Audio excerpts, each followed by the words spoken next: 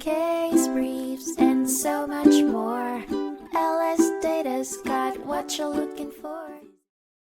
In 1918, the Supreme Court of the United States heard the case Hammer v. Dagenhart, which centered around the idea that Congress may not regulate purely local matters, such as child labor in the states. The case began when the father of 2 children who worked at a North Carolina cotton mill filed a bill in the U.S. District Court, challenging a law that prohibited interstate commerce of goods produced in factories employing children under 14, or between 16 years old for more than 8 hours a day, 6 days a week, or at night.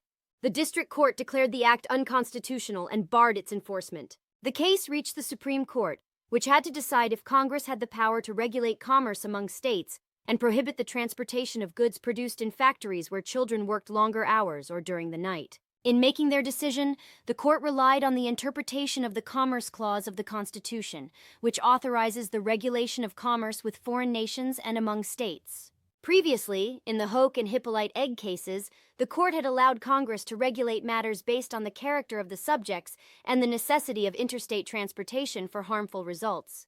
However, in Hammer v. Dagenhart, the court found that the act aimed at standardizing child employment ages did not involve harmful commerce and therefore was unconstitutional.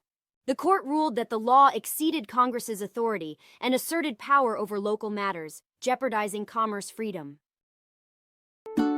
Case briefs, and so much more. LSData's got what you're looking for. Visit lsd.law, elevate your mind. Leave the stress of class.